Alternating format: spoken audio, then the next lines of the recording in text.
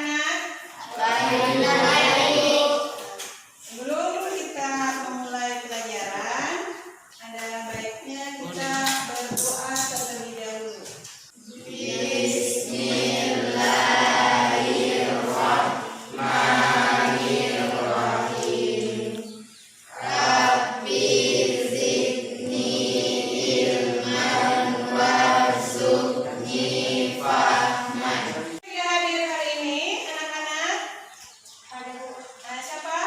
Usman Abu Bakar kenapa tidak hadir? Ada keterangan? Tidak ada keterangan ya? Jadi apa ya? Materi yang akan kita bahas hari ini adalah masa demokrasi parlementer, yaitu yang akan kita bahas mengenai perkembangan politiknya. Ada yang masih ingat pelajaran sebelumnya, materi sebelumnya? Peristiwa ada masa kemerdekaan.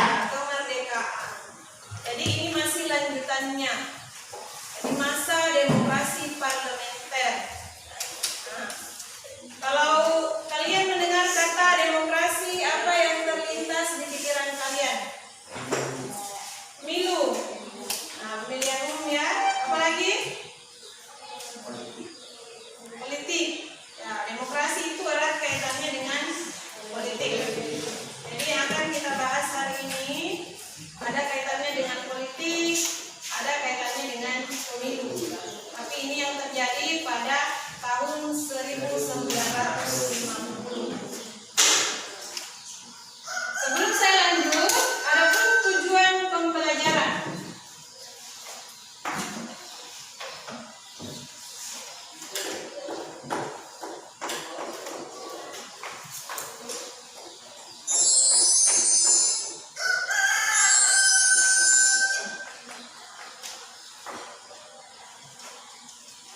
Kompetensi dasarnya ya. Jadi kalian dapat menganalisis kronologi, bahan dan kesinambungan uang, baik itu geografis, politik, ekonomi, pendidikan, sosial, budaya dari awal kemerdekaan sampai awal reformasi. Kemudian tujuan pembelajaran ada dua. Melalui kegiatan pengamatan materi pada buku paket, peserta ini dapat menjelaskan pengertian masa demokrasi parlementer dengan benar. Kemudian yang kedua, melalui kegiatan diskusi, peserta didik dapat menganalisis perkembangan politik Indonesia pada masa demokrasi parlementer. Jadi itu untuk tujuan pembelajaran. Kemudian manfaat pembelajaran. Nah, apa kira-kira manfaat dari pembelajaran yang kita lakukan? Kalian akan mendapat pengetahuan. Jadi kalian akan tahu sejarah tentang masa demokrasi parlementer di Indonesia. Adapun teknik penilaian. Jadi untuk penilaiannya seperti biasa ada 3 ya. Jadi ada penilaian sikap, ada penilaian pengetahuan, dan yang ketiga ada penilaian keterampilan. Jadi penilaian sikap itu saya nilai pada kegiatan pembelajaran ini. Bagaimana kepercayaan dirinya, bagaimana kedisiplinan dan tanggung jawabnya dalam mengerjakan dan mengumpulkan tugas. Kemudian kalau pengetahuan, penilaian pengetahuan, saya lihat dari tugas yang saya bagikan dan kemudian kalian kumpulkan. Dan yang terakhir, penilaian keterampilan, saya lihat dari keterampilan berdiskusi. Jadi saya amati pada saat kegiatan diskusi kelompok. Dan itu ya, dipaham? Ya. Jadi sekarang kita masuk di perkembangan politik pada masa demokrasi parlementer. Ada 5 uraian materi. Yang pertama, sistem pemerintahan. Kemudian sistem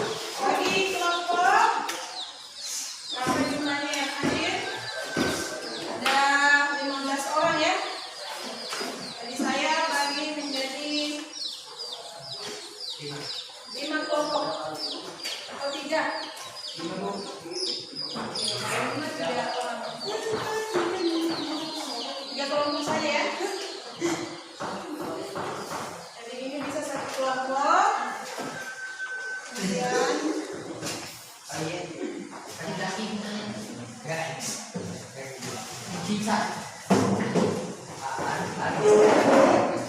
dibagi kelompoknya, masing-masing kelompok berjumlahkan 5 orang.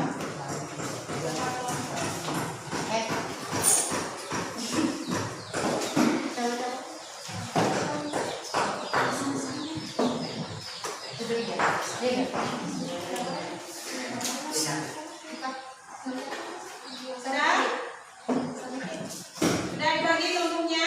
Sudah ya? Jadi sekarang kalian silakan berdiskusi mengenai pertanyaan yang ada di lembar kerja peserta didik yang sudah saya bagikan tadi.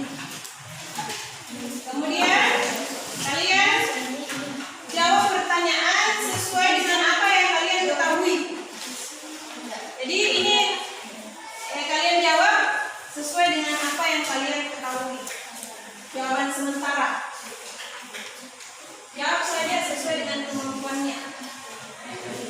Kita lihat, bisa dijawab di buku tulisnya dulu.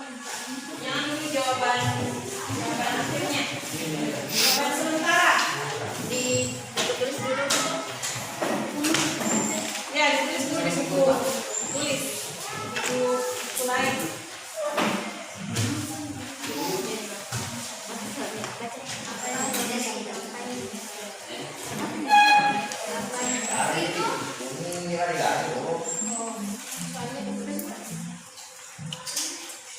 Sudah ada soalnya, ya. Jawaban sementara. Jadi jawabannya bersifat sementara.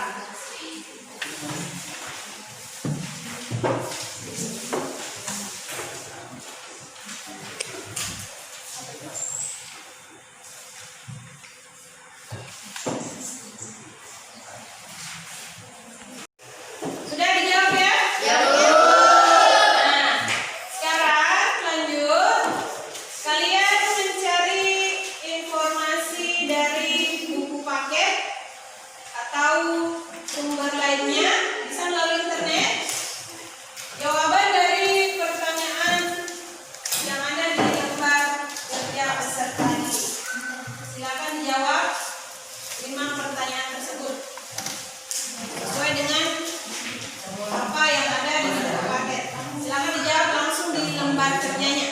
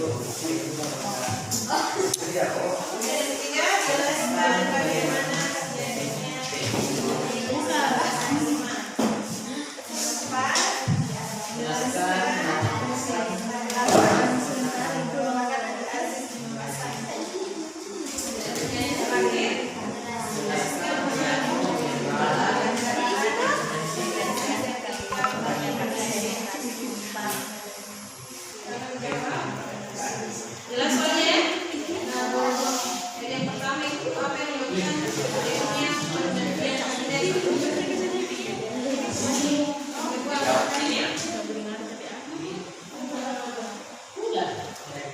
Jelas soalnya? Akibat dari banyaknya faktor kreditnya dalam kalau ada soalnya yang tidak jelas, tanyakan ya. Jelas soalnya? Apa yang menyebabkan pergantian kabinet pada masa demokrasi parlementer? Kan itu jelas? Ada beberapa kali terjadi pergantian kabinet pada tahun. Kemudian yang kedua,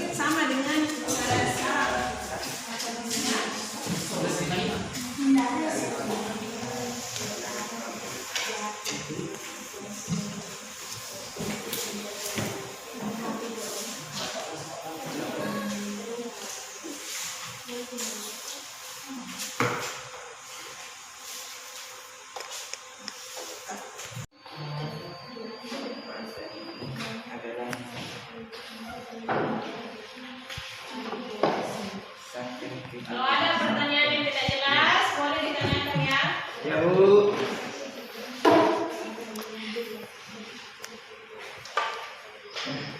Yang beres.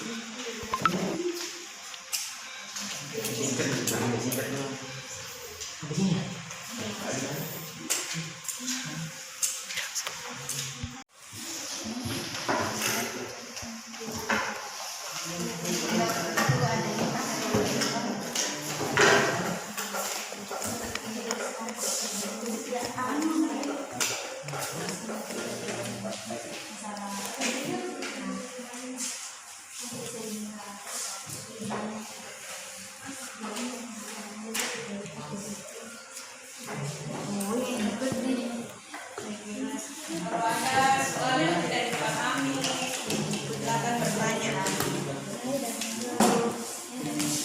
Kalau tidak mengerti apa maksud pertanyaannya,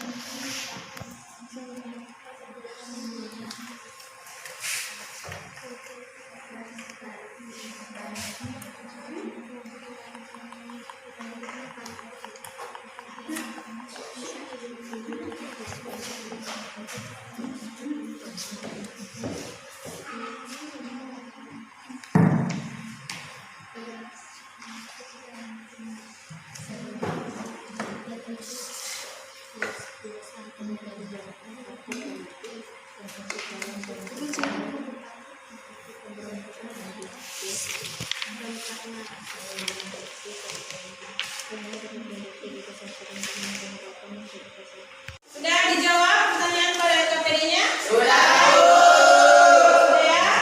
Sekarang kalian lihat jawaban sementara yang sudah dibuat sebelumnya. Apakah sudah benar atau tidak? Tidak. Nah, jawaban sementaranya tadi mungkin masih banyak yang salah ya? Ya, Bu. Sekarang silakan kelompok 1 mempresentasikan hasil diskusi kelompoknya. Nah, selamat pagi, silakan nomor 1. Warahmatullahi wabarakatuh.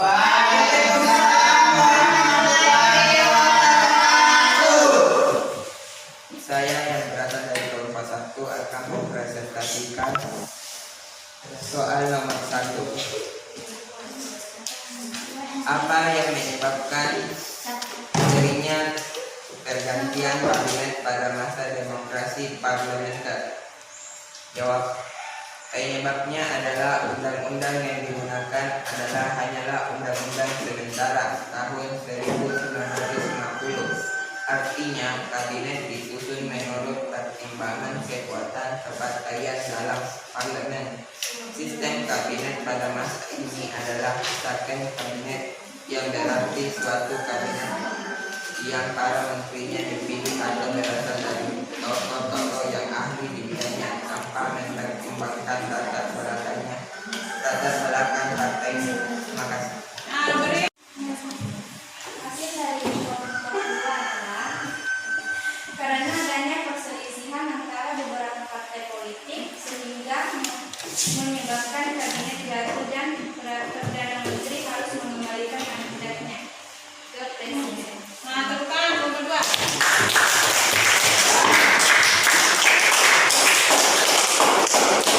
Ada perbedaan jawaban antara kelompok 1 dengan kelompok 2. Bagaimana dengan kelompok 3? Sama dengan kelompok 2. Kelompok kedua mempresentasikan jawaban nomor 2. Assalamualaikum warahmatullahi wabarakatuh.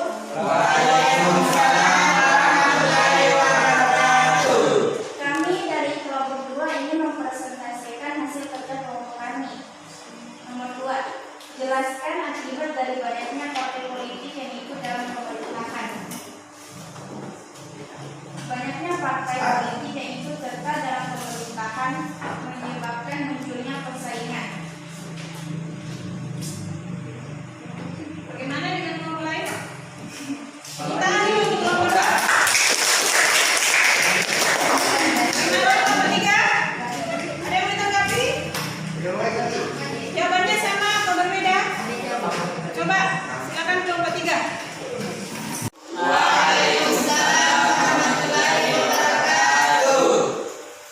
Kami akan membacakan jawaban dari kami. Nomor 3, jelaskan bagaimana terjadinya pemilu 1955. Pemilu 1955 dibagi menjadi 2 tahap, yaitu tahap pertama adalah pemilu untuk memilih anggota DPR. Pemilu untuk memilih anggota DPR tahap ini diselenggarakan pada tanggal 29 September 1955 dan diikuti oleh 29 partai politik dan individu. Tahap kedua adalah pemilu untuk memilih anggota konstituante. Sudah? Nah, silakan. Beri tepuk tangan.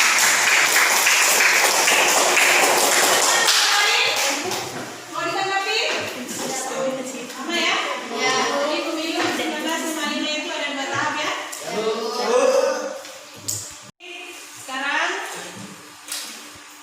kalian sudah melaksanakan diskusi kelompok ya? Dan mempresentasikan. Sekarang saya akan memberi penguatan atau penjelasan dari pertanyaan dan jawaban hasil diskusi kelompoknya. Nah, jadi masa demokrasi parlementer ini tadi sudah diuraikan ada 5 ya. Ada 5 peristiwa politik yang menyangkut masa demokrasi parlementer, yaitu bagaimana sistem pemerintahannya, kemudian sistem kepartaian, pemilu 1955, gangguan keamanan, kemudian konferensi Asia Afrika dan deklarasi Banda. Jadi sistem pemerintahan yang digunakan pada masa itu adalah sistem parlementer. Artinya kabinet disusun menurut perimbangan kekuatan kepartaian dalam parlemen. Jadi presiden hanya merupakan lambang kesatuan saja. Jadi mana partai yang paling kuat, maka itulah yang berkuasa dalam pemerintahan. Itu maksudnya. Kemudian sistem kepartaiannya ya hampir sama dengan keadaan saat ini. Pada saat itu banyak terdapat partai politik. Jadi sistem multi partai. Kemudian pemilu 1955. Jadi ini pemilu pertama yang terjadi di Indonesia. Jadi ini dianggap sebagai pemilu yang paling demokratis. Pada pemilu ini 39 juta rakyat Indonesia memberikan suara. Ada tadi ya ada dua tahap pemilihan umum. Jadi tahap pertama itu pada 29 September 1955 dan tahap kedua pada 15 Desember 1955. Kalau pemilu pertama itu untuk memilih anggota DPR yang berjumlah 250 orang. Kemudian pada tahap yang kedua memilih anggota Dewan Konstituante yang akan bertugas dalam membuat undang-undang dasar. Jadi, kemudian gangguan keamanan yang terjadi pada masa demokrasi parlementer itu ada 4. Ada pemberontakan APRA, Angkatan Perang Rakyat Adil di Bandung. Kemudian pemberontakan Republik Maluku Selatan, itu di Maluku. Ada pemberontakan Andi Aziz di Makassar. Dan yang terakhir pemberontakan PRI dan Permesta. Nah, kalau pemberontakan APRA, coba kalian simak satu persatu. Jadi gerakan APRA itu dipimpin oleh Kapten Raymond Westerling. Jadi gerakan ini didasari oleh adanya kepercayaan rakyat akan datangnya seorang ratu adil yang akan membawa mereka ke suasana aman dan tentram serta memerintah dengan adil dan bijaksana. Apa tujuan gerakan ini? Mempertahankan bentuk negara federal Indonesia dan memiliki tentara tersendiri pada negara bagian British. Itu tujuannya pemberontakan APRA. Kemudian ada pemberontakan di Maluku, disebut juga dengan pemberontakan Republik Maluku Selatan, dipimpin oleh SR Dr. Christian Robert Stephen Somokil yang menolak terhadap pembentukan Negara Kesatuan Republik Indonesia. Jadi mereka ingin merdeka dan melepaskan diri dari wilayah Republik Indonesia karena menganggap Maluku memiliki kekuatan secara ekonomi, politik, dan geografis untuk berdiri sendiri. Kemudian ada pemberontakan Andi Aziz di Makassar. Ini terjadi pada 5 April 1950. Jadi berawal dari tuntutan Kapten Andi Aziz dan pasukannya terhadap pemerintah Indonesia agar mereka dijadikan sebagai pasukan keamanan untuk mengamankan situasi di Makassar. Tapi keinginannya itu tidak dipenuhi oleh pemerintah. Kemudian yang terakhir ada pemberontakan di Permesta. Disebabkan adanya hubungan yang kurang harmonis antara pemerintah pusat dengan pemerintah daerah. Apa penyebabnya? Karena jatah keuangan yang diberikan pemerintah pusat tidak sesuai dengan anggaran yang diusulkan. Jadi itu ada 4 peristiwa yaitu gangguan keamanan yang pernah terjadi pada masa demokrasi parlementer. Nah, kemudian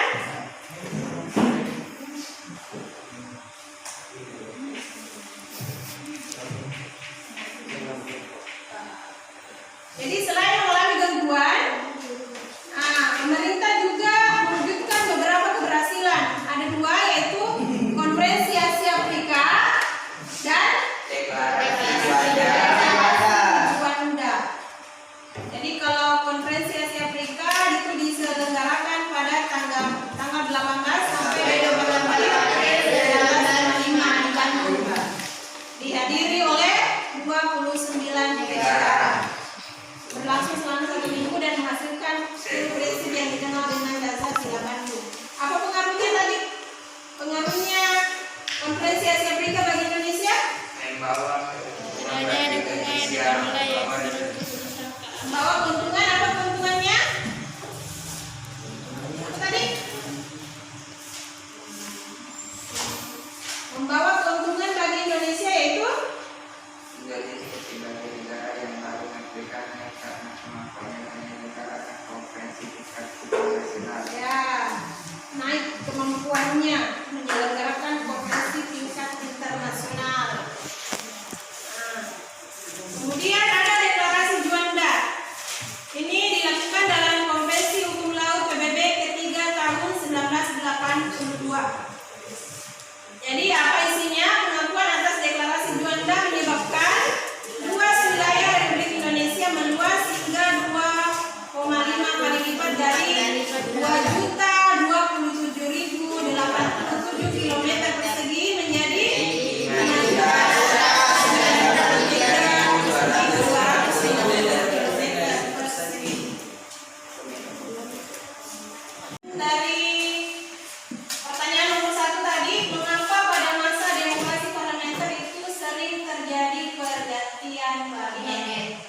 berapa kali pergantian kabinet yang 7 terjadi kali. pada demokrasi parlementer? Ada 7 kali. 7 kali.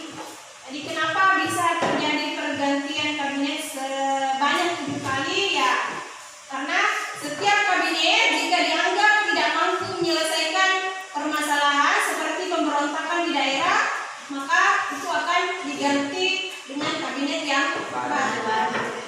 Jadi kabinet itu dibuat untuk menyelesaikan masalah-masalah dalam pemerintahan, termasuk pergolakan atau pemberontakan di berbagai daerah.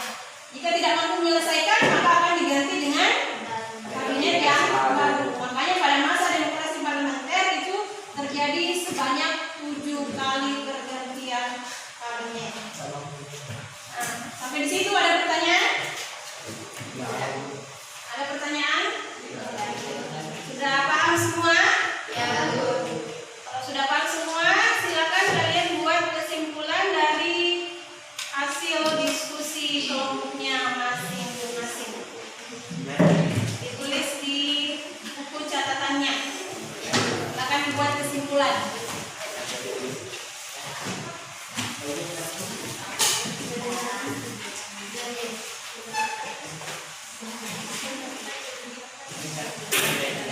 Kita sudah melakukan diskusi kelompok. Nah, bagaimana pembelajaran kita hari ini? Menyenangkan atau tidak? Menyenangkan ya.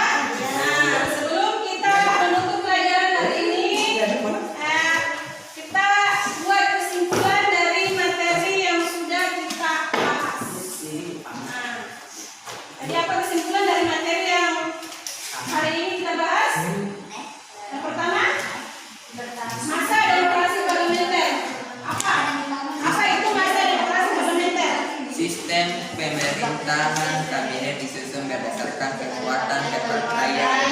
Nah, dari sistem pemerintahan disusun berdasarkan kekuatan partai politik. Siapa yang paling kuat partainya, maka itu yang berkuasa memimpin pemerintahan.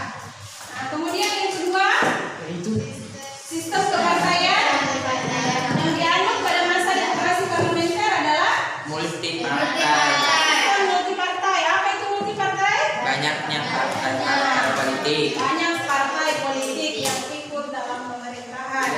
Kemudian yang ketiga, pemilu 1955 diselenggarakan Dalam 2 tahap. tahap pertama Memilih anggota DPR. yang kedua Memilih anggota Dewan Konstituante. memilih anggota Dewan Konstituante. Keempat, gangguan keamanan yang terjadi pada masa demokrasi parlementer ada berapa? 4. Yang pertama, Pemberontakan Ampra di Bandung. Yang kedua, pemberontakan Republik Maluku Selatan. Yang ketiga, Makassar. Yang keempat,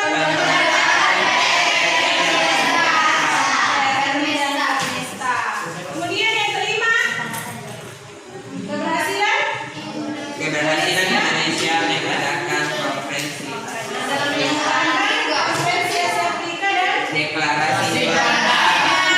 jadi itu keberhasilannya Indonesia pada masa demokrasi parlementer. Masih ada yang mau ditanyakan? Sudah paham semua? Nah, jadi saya kira untuk hari ini cukup ya. Nah, sebelum kita tutup pelajaran, ada baiknya kita berdoa terlebih dahulu ya. Untuk tugasnya minggu depan, saya akan beri tugas evaluasi. Kalian menjawab pertanyaan dan dikumpulkan minggu depan.